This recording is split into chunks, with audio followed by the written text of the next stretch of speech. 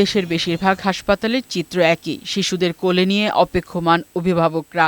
জ্বর, ঠান্ডা, কাশি ও শরীরে র্যাশ সহ বিভিন্ন উপসর্গ নিয়ে চিকিৎসা নিতে এসেছে তারা।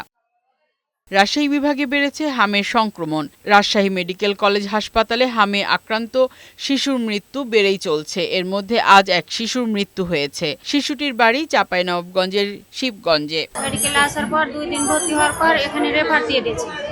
এখানে আসা 3 দিন হলো, বাচ্চা আরাম হচ্ছে না, সুস্থ হচ্ছে না। রাজশাহী বিভাগীয় স্বাস্থ্য পরিচালক জানান, হামের সংক্রমণ রোধে মাঠকর্মীরা কাজ করছে। 8 জন সিভিল সার্জন এবং 67 জন উপজেলা স্বাস্থ্য এবং পরিবার পরিকল্পনা কর্মকর্তা মাঠ পর্যায়ে ভ্যাকসিনেশন জোরদার করেছে এবং পূর্ব থেকে আমাদের ভ্যাকসিনেশন অব্যাহত রয়েছে।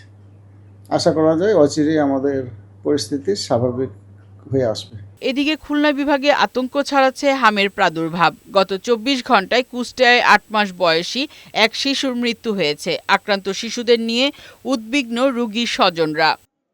ময়মনসিংহ মেডিকেল কলেজ হাসপাতালে হামের উপসর্গ নিয়ে ভর্তি হওয়া 4 মাস বয়সের এক শিশু মারা গেছে। আরও 9 জন নতুন রোগী হাসপাতালে ভর্তি হয়েছে। এই নিয়ে জেলায় হামে আক্রান্ত হয়ে মারা গেল 6 শিশু। অক্সিজেনের সংকট সহ নানা প্রতিবন্ধকতার অভিযোগ রোগীর স্বজনদের। প্রথম বুঝছি না, 2-3টা ভুসুরি পেটের মধ্যে হয়েছে, হসপিটাল লয়েছি, ডাক্তার বলছে যে হাম হয়েছে।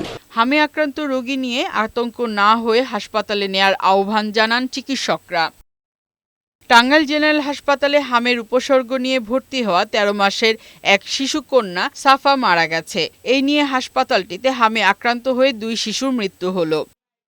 বরিশালে এই পর্যন্ত হামে 7 শিশুর মৃত্যুর খবর পাওয়া গেছে। তবে টিকাদান কর্মসূচির ঘোষণায় জনমনে স্বস্তি এসেছে। বর্তমানে যে হামের পরিস্থিতি যে বিস্তার করছে, তাতে আমার বাচ্চাকে আমি হামের টিকা দিতে পেরে আমি অনেক স্বস্তি প্রকাশ করছি। রংপুর মেডিকেল কলেজ হাসপাতালে হামের চিকিৎসা নিয়ে ভোগান্তিতে পড়তে হচ্ছে রোগী ও স্বজনদের। শিগগিরই সমস্যা সমাধানের আশ্বাস দেন হাসপাতালের পরিচালক। একটা আইসোলেশন ওয়ার্ড প্রস্তুত করা হয়েছে, যেখানে অন্ততপক্ষে 10টা বেড রাখা আছে এবং ভবিষ্যতে যদি বেড বাড়ে আমরা সেকেন্ড একটা রুমকেও আমরা প্রস্তুত করে ফেলতে যাচ্ছি। এছাড়া কুমিল্লা, চুয়াডাঙ্গা সহ বিভিন্ন এলাকায় বেড়েছে হামের প্রকোপ। ফারহানা শিমু, বৈশাখী সংবাদ।